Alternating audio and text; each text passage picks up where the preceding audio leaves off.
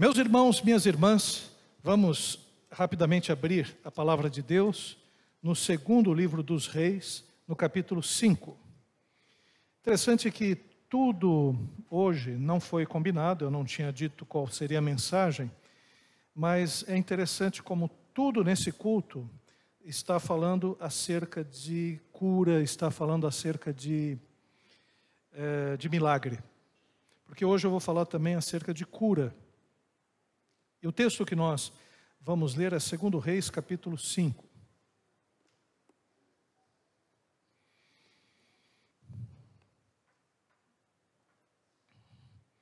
Que diz assim: Naamã, comandante do exército do rei da Síria, era grande homem diante do seu senhor e de muito conceito, porque por ele o Senhor dera vitória à Síria, era ele herói da guerra, porém leproso. E saíram tropas da Síria e da terra de Israel, levaram cativa uma menina que ficou ao serviço da mulher de Naamã. E disse ela à sua senhora: Tomara o meu senhor estivesse diante do profeta que está em Samaria, ele o restauraria da sua lepra. Então foi Naamã e disse ao seu senhor: Assim e assim falou a jovem que é da terra de Israel. Respondeu o rei da Síria: Vai, anda, e enviarei uma carta ao rei de Israel. E ele partiu e levou consigo 10 talentos de prata, 6.000 siclos de ouro e 10 vestes festivais. Levou também ao rei de Israel a carta que dizia: Logo em chegando a ti esta carta, saberás que eu te enviei Naamã, meu servo, para que o cures da sua lepra.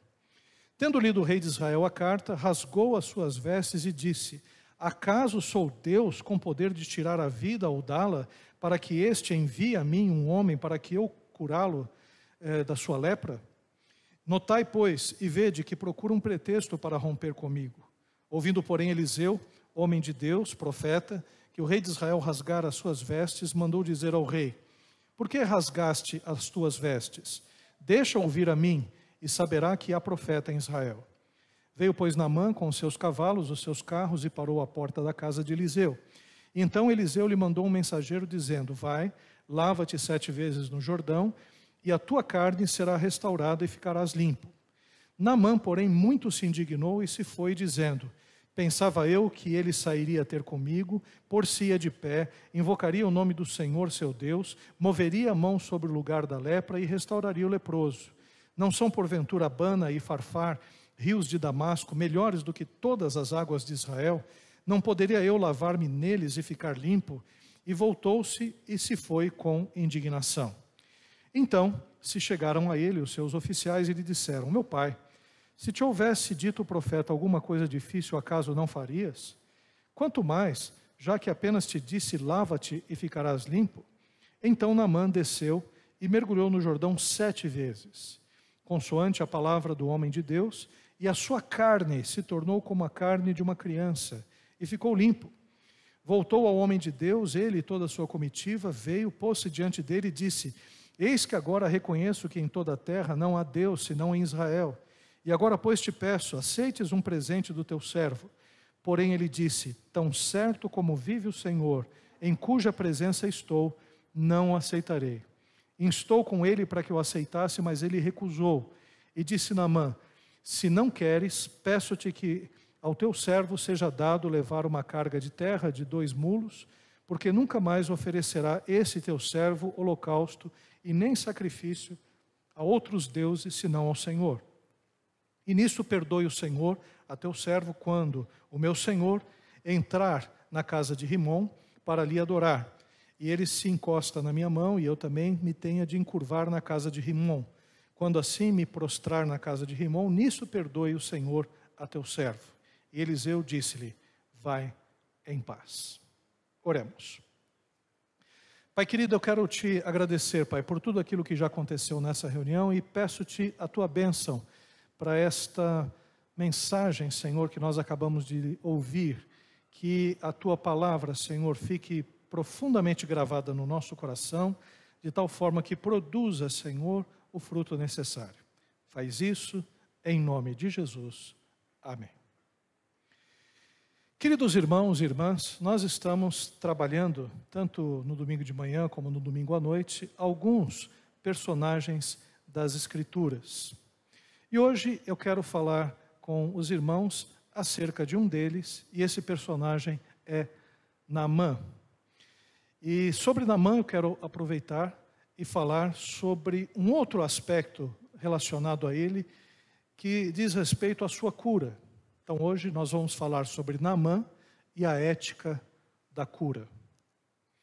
Existe atualmente uma espetacularização da fé, uma exploração midiática daninha ao verdadeiro evangelho.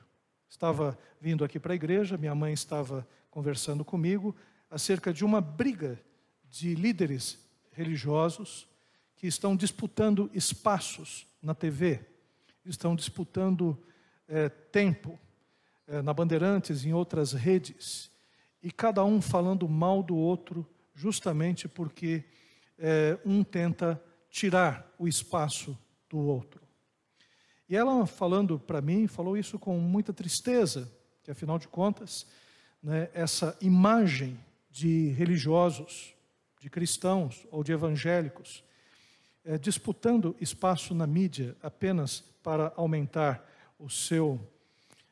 a sua arrecadação ou o seu poder, faz com que as pessoas olhem para esse tipo de testemunho e fiquem decepcionados com a igreja, decepcionados com a fé cristã. E ultimamente muitas pessoas estão decepcionadas com os evangélicos, em virtude dos seus posicionamentos ideológicos, políticos, econômicos, culturais. E é certo que, como cristãos, muitas vezes nós andamos na contramão da nossa cultura, por conta de valores distorcidos que a nossa própria cultura tem, mas, no entanto, a gente percebe com tristeza que a decepção muitas vezes vem por causa de posicionamentos que são contrários à própria fé cristã.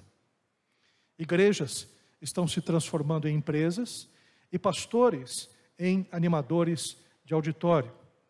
E essa passagem, ela nos dá importantes fundamentos para nós entendermos o milagre como sinal do reino de Deus.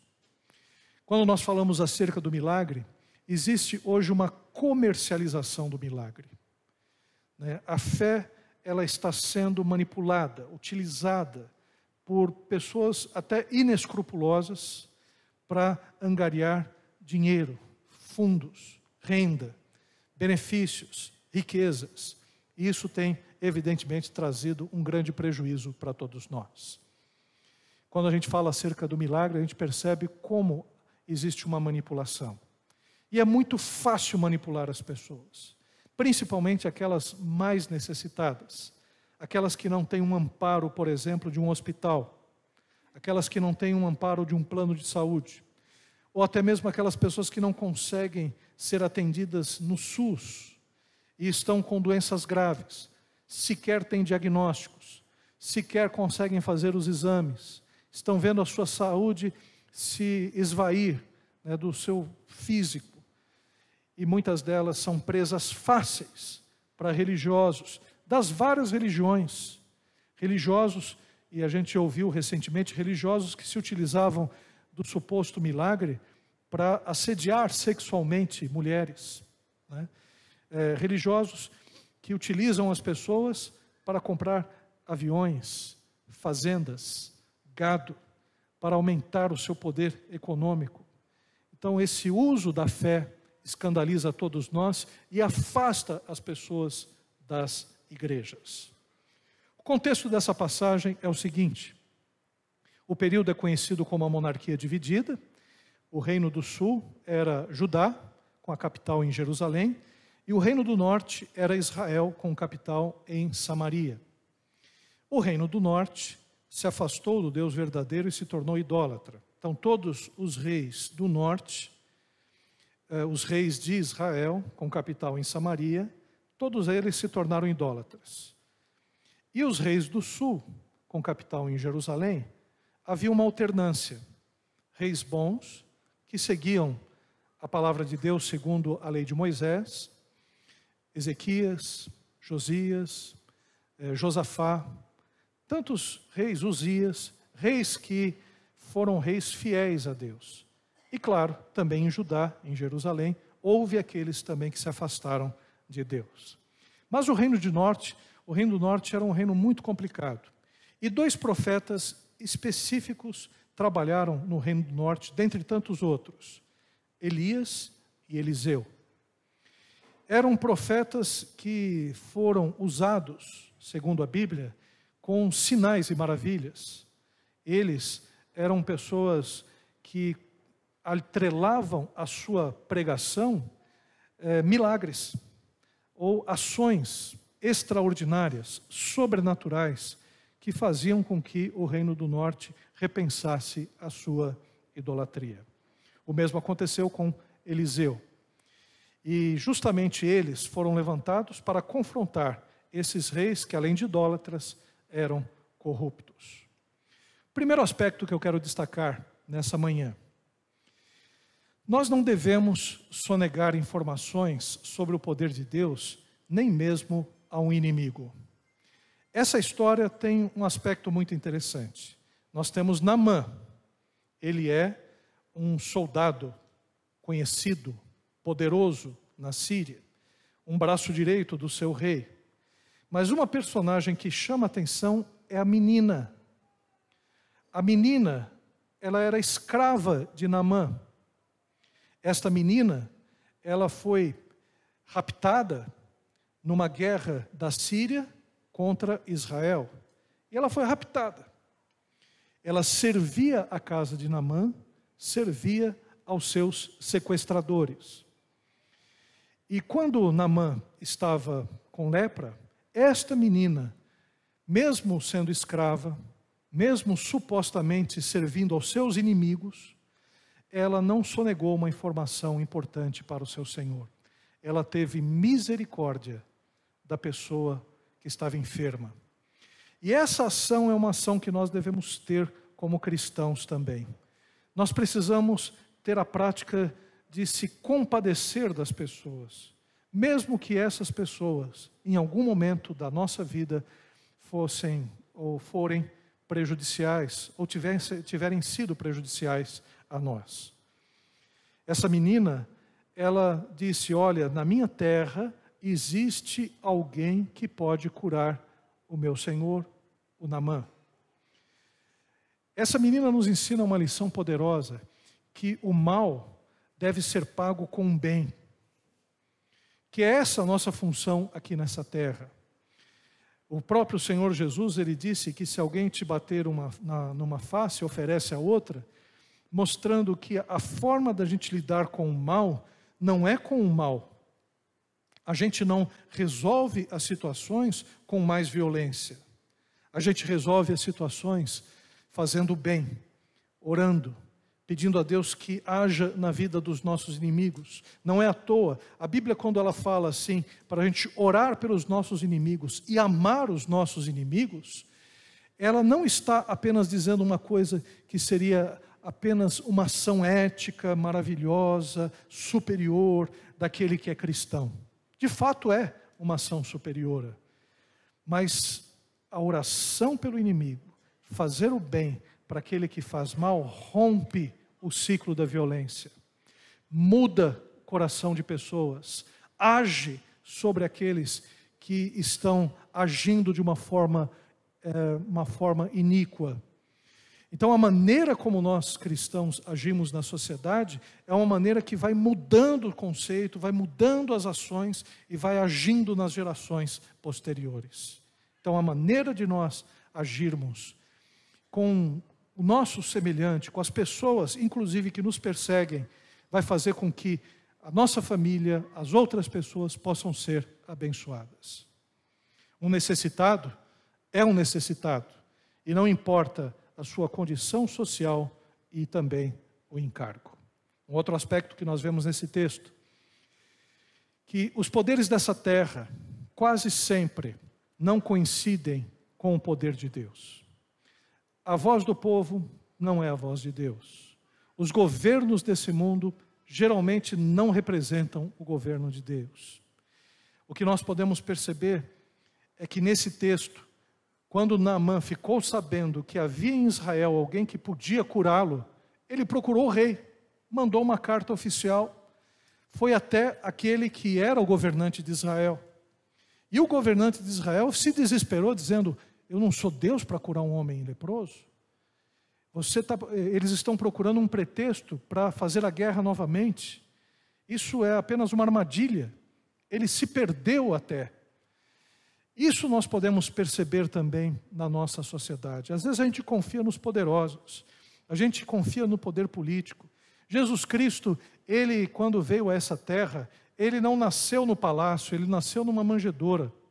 Ele não ficou numa casa de pessoas ricas, ele estava na casa de José e Maria, que eram pessoas pobres, em Nazaré, uma cidade igualmente pobre. Ele não frequentava o ambiente político da corte de Herodes, mas ele estava junto com os pescadores, junto com os discípulos, que eram pessoas comuns, e visitando outras pessoas comuns, curando enfermos, doentes, pregando o evangelho do reino, libertando os cativos.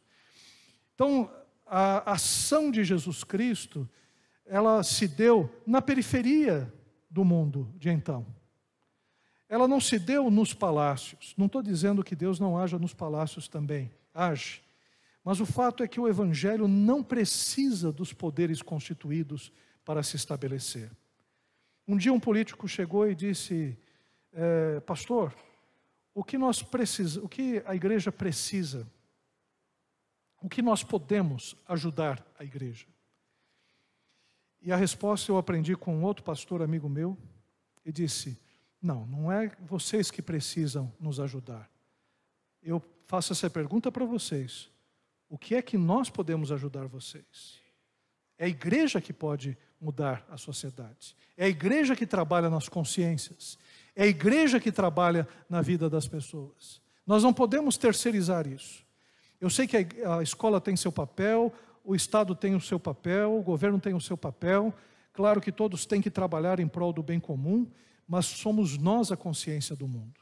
Somos nós que trabalhamos nas mentes. Somos nós que criamos um ambiente propício para que as pessoas conheçam a Deus e tenham a sua vida transformada. É importante que nós, como igreja, entendamos isso. O poder de Deus estava se manifestando na periferia do poder político e religioso. Deus usa quem Ele quer, não respeitando patentes humanas. Deus usa quem, quando e como Ele quer. Que a gente guarde isso, porque a gente fica muito impressionado com os políticos, a gente fica muito impressionado com os ricos desse mundo, a gente fica muito impressionado com o poder financeiro. A gente acredita que a nossa situação financeira vai ser resolvida quando a gente tiver bons amigos e bons contatos, quando a gente tiver bons empregos e bons salários, que a gente possa, ou quando a gente tiver a oportunidade de fazer aquela fezinha e ganhar na loteria. Então a gente fica procurando respostas nos poderes econômicos. Também em relação aos poderes políticos, né? Às vezes tem cristãos que arrastam uma asa, né, para os políticos e ficam ali assessorando, pegando aquelas migalhas, né, daquele dinheiro que é nosso, né, que é repassado para os partidos políticos para eles fazerem né, os seus eleitores. E às vezes a gente percebe a pessoa ali, né, botando todas as suas fichas, ou na política externa. Nós temos Deus, Deus é quem trabalha a nosso favor, Deus é que nos dirige, e Deus que nos usa e usa quem Ele quer para abençoar o seu povo. Um outro aspecto que nós devemos ver também, nós devemos ter cuidado com a glamorização da cura, e agora especificamente em relação à cura de Naamã. O homem gosta do espetáculo e da pirotecnia. Todos nós gostamos de shows. Tem shows maravilhosos. Aqueles shows de música eletrônica que são feitos lá no Jockey Club é uma imersão num outro mundo, num mundo eletrônico, de sensações, de sons, de luzes. É uma coisa impressionante. É coisa de deixar a pessoa até fora de si. Tal é, né, a ação, né, sobre o indivíduo. E nós gostamos de show, gostamos de multidões. Quando vamos a um estádio de futebol e quando vemos aquela torcida com aquelas coreografias, aqueles gritos de guerra, aquelas músicas, isso mexe com a gente, deixa a gente, né, ali com um sentimento de grupo, de pertencimento muito grande. A multidão, o frenesi, o suspense, mexem com o sentimento humano. E isso é muito interessante porque você está andando na rua, está no centro da cidade, junta um grupo, você vai lá ver o que é. No centro da cidade tem muito disso, aqueles ambulantes, aquele sujeito que se joga num círculo de facas, o outro que faz algumas mágicas de adivinhação, ou até mesmo quando o sujeito está com duas banquinhas assim, e está com aqueles copinhos, com uma bolinha embaixo, né? Você fica ali, e o pessoal está louco para tirar teu dinheiro. Eu não sei se vocês já viram isso, mas há um tempo atrás isso era muito comum. Hoje não está tão comum porque os golpes são outros. Um dia eu parei, porque estava todo mundo assim parado, né? E aí o sujeito lá mexendo nos copinhos e o outro apostando e acertando todas. Aí eu olhei assim, poxa, que coisa fácil, né? Aí eu já tinha ouvido, né, falar sobre isso. E o rapaz, quando ele me viu que eu estava perto, ele pegou a banca e jogou a banca do meu lado. Eu falei, pronto, né? Eu já estou dentro do golpe já. Né? E o outro chegando ali e foi apostando. E o outro me cutucando. Olha, esse aqui, ó, tá vendo? Tal. Aí eu cheguei e falei, tchau. Estou sempre sem dinheiro mesmo, não tinha nada, não ia apostar mesmo. Então, o que a gente pode perceber é que onde existe aglomeração, onde existe um grupo de pessoas, a gente quer participar. E Eliseu, quando recebeu ao Naamã, a sua comitiva endinheirada, certamente Naamã não estava sozinho, ele estava com um grupo de soldados, né, e foi até a casa de Eliseu. Quando Eliseu sabia que ele tinha chegado, Eliseu não recebeu Naamã. Eliseu não recebeu Naamã. Ele apenas mandou para o seu servo e diz, olha, fala para ele mergulhar 7 vezes no Rio Jordão e ele vai ser curado. Nem quis saber. Isso mostra um pouco, né, como hoje existe uma distorção em relação ao milagre, em que se faz questão de dizer. Eu já vi algumas igrejas dizer, olha, vem nessa igreja aqui, porque é nessa igreja que acontece o milagre. E eu sempre pensei que o milagre é um atributo divino, de Jesus. O milagre acontece é porque Deus ou o Senhor Jesus deseja, e não a igreja. A igreja não tem poder, Jesus tem poder, Deus tem poder. Então, às vezes a gente vê um discurso acerca do milagre, em que o milagre passa a ser vendido, e vendido descaradamente. Olha, se você comprar um carnê e pagar mensalmente, vai acontecer um milagre sobre a sua casa. Vai acontecer isso, vai acontecer aquilo. É interessante que Eliseu não aceitou o dinheiro de Naamã, porque ele sabia que aquele milagre não era ele que tinha feito, e sim Deus. E ele não poderia receber um pagamento por uma coisa que Deus tinha feito e não ele. Então o que nós podemos perceber? Eliseu, ele dispensou toda e qualquer forma de atração. Ele foi direto e sucinto. E nós podemos perceber isso com Jesus também. Jesus, quando curava os enfermos, ele não ficava ali fazendo um espetáculo. Ele curou, por exemplo, um homem mudo e disse para que esse homem não falasse nada para ninguém.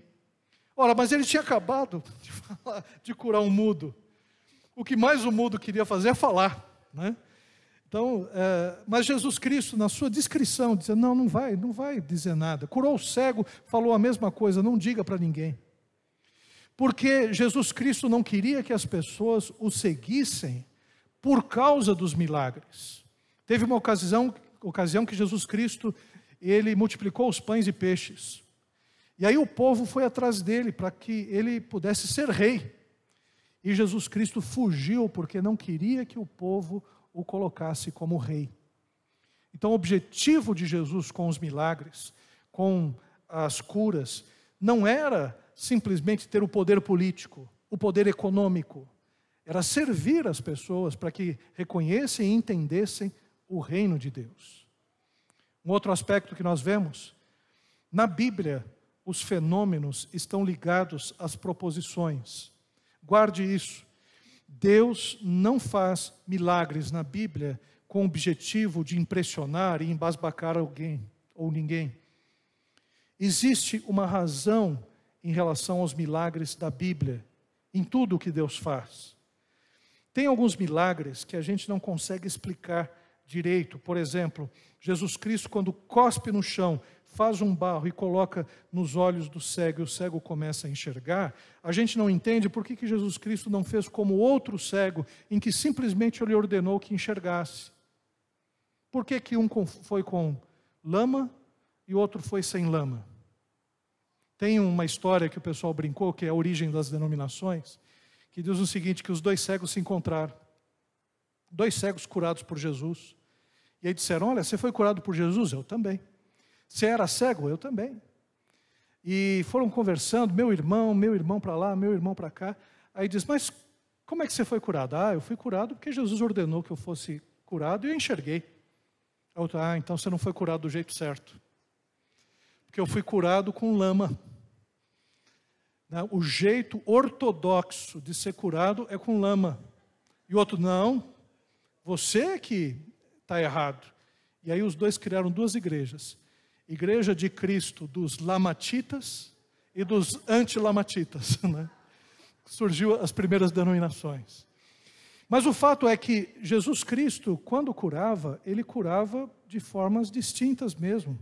Teve um caso em que Jesus Cristo colocou a saliva dele na língua do mudo. Teve outro caso em que Jesus Cristo curou, né, um paralítico, dizendo, toma o teu leito e anda. E vários meios, né, em que Jesus Cristo ele foi curando. Na libertação, por exemplo, ele expulsou demônios de alguns, mas de um especificamente ele começou a conversar. Né? E a gente pode perceber, né, a gente pensar, se Jesus fez isso, então eu também vou fazer minhas esquisitices. Aí surgem os esquisitos. Aí chega, pega o sujeito, manda sentar, pega as duas pernas assim, encaixa um pouquinho, tira um pouco do prumo, e diz, essa perna aqui é mais curta do que essa aqui. E eu vou orar. Aí ora tudo, aí vai, tal, pronto. As pernas, agora você está curado. Agora você pode andar. Aí o sujeito anda, e todo mundo, glória a Deus, aleluia. Aí o sujeito, mas eu já andava. Eu me lembro do Laércio. Laércio passou por isso. Laércio joga até hoje futebol. E o sujeito chegou e falou que o Laércio tinha uma perna curta. Curou o Laércio.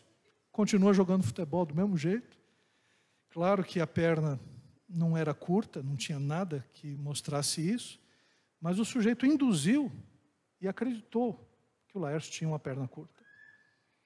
Então, fora essas doenças inventadas, existem aqueles que de fato estão doentes e são utilizados mecanismos, né, dos mais esquisitos para que a pessoa possa chegar e ser curada. Esse texto que fala do Naamã mergulhando 7 vezes no Jordão para depois ser curado, foi imitado. Uma apóstola, ou apostila, né, como o pessoal diz, chegou, simplesmente, colocou uma piscina daquelas Regan no altar e diz, agora eu vou mergulhar 7 vezes para que vocês sejam abençoados. Coloca seus pedidos aqui na piscina, aí todo mundo colocou os papeizinhos e tal. E começou o espetáculo. A mulher chegava e né, mergulhou 7 vezes. Espalhou água para tudo que era lado. E o povo, aleluia, glória a Deus, tal. Né, e fez esse show. Mas vamos pensar um pouco. Para que a gente possa entender as curas, o universo da cura, é necessário entender a proposição que está por detrás. Existe uma razão em tudo o que Deus faz. É possível que nós não entendemos algumas delas, mas não é salutar mandar os outros fazerem idiotices que são fruto de uma mente criativa. O que nós podemos ver nesse texto aqui de Naamã, quando ele mergulha 7 vezes, existe o aspecto simbólico do número 7, que fala sobre plenitude, completude, perfeição, mas sobretudo, o que Deus está querendo mostrar para Naamã é que ele tem que mergulhar num rio, que é um rio barrento, várias vezes, tem que descer do seu pedestal, porque esse homem veio em cima de um cavalo, ele veio com seus títulos, veio com a sua posição, veio com o seu ouro, veio com a sua prata, achava que poderia ser curado através do ouro, da prata, da posição, de cima do cavalo, de uma série de coisas, e simplesmente Eliseu, servo de Deus, nem o recebeu e diz: olha, você quer ser curado? Vai naquele rio, o Jordão, que é um rio barrento, e mergulha 7 vezes, e você vai ser curado. Aquele homem se sentiu desautorizado, ele se sentiu ofendido, ele tinha viajado vários quilômetros, ele não foi recebido como pompas, como estava acostumado. Ele chegou, ficou raivoso, dizendo: lá na minha terra não tem rios melhores do que essa porcaria de rio aqui que vocês estão me mostrando, eu vou embora. Quer dizer, havia orgulho naquele coração, havia a ideia de que ele podia comprar tudo e todos, havia a ideia de que ele estava acima das pessoas normais. O que Deus queria fazer é que ele descesse do pedestal, que ele entendesse que ele era homem, que era uma pessoa necessitada. E assim aconteceu. E aliás, não foi porque ele quis, porque os seus soldados tiveram bom senso. Disseram: meu senhor, se ele não pedisse uma coisa mais difícil para o senhor não faria? O que custa? Um soldado deve ter pensado: olha, a gente já viajou tudo isso aqui, veio para cá, e a gente vai voltar, e depois esse homem vai inventar de novo para ir em outro lugar. E ele chegou: meu senhor, por favor, vai, pelo menos tenta. E Naamã foi. Mergulhou 1, 2, 3, 4, 5, 6, 7. Quando se levantou, a pele dele estava totalmente restaurada. O milagre tinha acontecido. Então Deus não estava trabalhando apenas no corpo físico de Naamã. Deus estava trabalhando no seu caráter. Deus estava trabalhando na sua vida espiritual. Ele precisava se dobrar perante Deus. Tanto é que Naamã, depois, ele se converte ao Deus de Israel. Ele se converte ao Senhor. Ele precisava mudar a sua vida. Ele precisava descer do pedestal. O outro aspecto que nós vemos é que o objetivo do milagre é a glória de Deus. Tem a continuação dessa passagem que nós não lemos, mas é importante saber que havia um cristão meio de Araque aqui, um servo de Deus meio de Araque, que era Geazi. O Geazi, vendo que o homem tinha sido curado, vendo tudo aquilo que aconteceu, ele chegou e depois quis pegar dinheiro de Naamã. A posição de Eliseu foi totalmente o contrário. Eliseu não capitalizou em cima do milagre. Ele não quis receber pagamento, pois o milagre não era dele. Eliseu apresentou o verdadeiro Deus ao sírio. Era isso que era mais importante, que aquele sírio reconhecesse que Deus é o Senhor. E esse milagre não foi acompanhado de grande fé daquele que foi curado, porque na verdade o importante é que esse sírio, o Naamã, pudesse conhecer a Deus. Agora, uma coisa que nós podemos perceber: o objetivo do milagre sempre é a glória de Deus. Nós não podemos, de forma nenhuma, nos colocar como um intermediário de Deus nesse aspecto. Não somos nós, os responsáveis pelo milagre. Tem uma passagem nas Escrituras Sagradas muito interessante. Moisés estava cansado do povo, cansado. E o povo estava reclamando porque estava no deserto, não tinha água. E aí Deus chegou e falou para Moisés: vai, Moisés, fala a pedra, a rocha, e ela vai dar água. E Moisés, quando ele chegou com raiva do povo, ele disse: vocês só reclamam, murmuram. Estou falando as minhas palavras. Vou fazer o seguinte, eu vou bater nessa rocha aqui, vai sair água para vocês, e aí vocês vão ter essa água. E pegou, com raiva, pegou o seu cajado e bateu 2 vezes na pedra. Nesse momento, Moisés perdeu a chance de entrar na terra prometida. Porque Deus tinha ordenado a Moisés que ele falasse a rocha. Moisés, ele mostrou para o povo que aquele milagre era ele que estava causando. E utilizou e fez o milagre do jeito dele, batendo a vara na rocha. Naquele momento, Moisés trocou de situação. Ele que até então servia a Deus, ele passou a se colocar como um Deus para o povo. Naquele momento, Moisés foi rejeitado para entrar na terra prometida.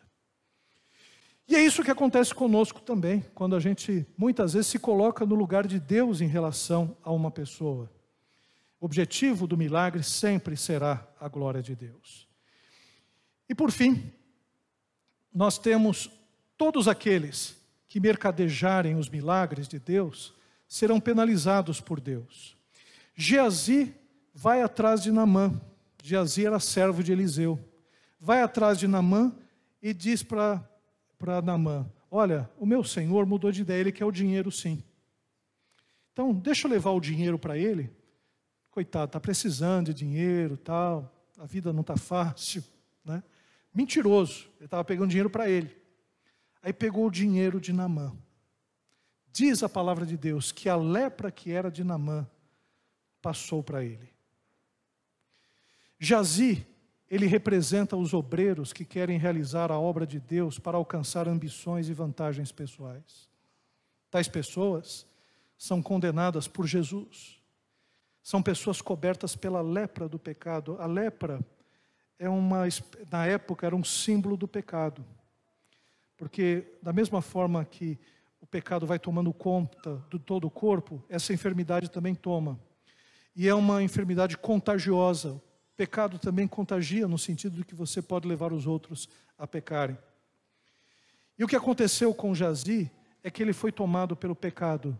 O pecado da soberba, o pecado da ganância, que fez com que ele se tornasse uma pessoa fraudulenta. E tais obreiros fraudulentos são flagrados em suas mais sórdidas ambições e serão razão de escárnio de todos aqueles que os contemplarem. Então existe um peso muito forte para aqueles que se utilizam do poder de Deus, da graça de Deus, para se beneficiarem. Tais pessoas não serão, de forma alguma, escondidas, serão poupadas. Elas vão ter que lidar com as consequências dos seus erros. Meus irmãos, minhas irmãs, o milagre obedece uma razão divina. O milagre deve ser buscado de maneira correta. Mesmo, eu sei que todos nós temos as nossas dificuldades. Um dia, fui visitar uma irmã que estava com seu filhinho no hospital. Seu filhinho estava sofrendo um bocado, tinha quebrado, a perna. E eu vi que quando eu cheguei lá no hospital para orar pelo menino, pela família, houve aquela movimentação, aquela bagunça assim. Sabe quando você percebe que você chegou numa hora imprópria? E eu estou acostumado em hospital, pensei, bom, deve ser algum cuidado, do enfermeiro com algum doente. Mas entrei, estava lá o menino, orei por ele, fiquei contente de ver que ele estava se recuperando, os pais estavam mais confiantes. Aí sem querer estava mexendo assim no travesseiro, aí vi embaixo do travesseiro uma toalhinha de uma igreja. Aí eu olhei assim, falei, por que você está usando essa toalhinha? Você não sabe que quem cura é Jesus? Por que você está usando essa toalhinha desse pastor aí que fica pondo suor na toalhinha. Aí ela fala, pastor, na hora do aperto a gente apela para tudo que é lugar. E eu entendi que, na verdade, entendo que as pessoas, muitas vezes, buscam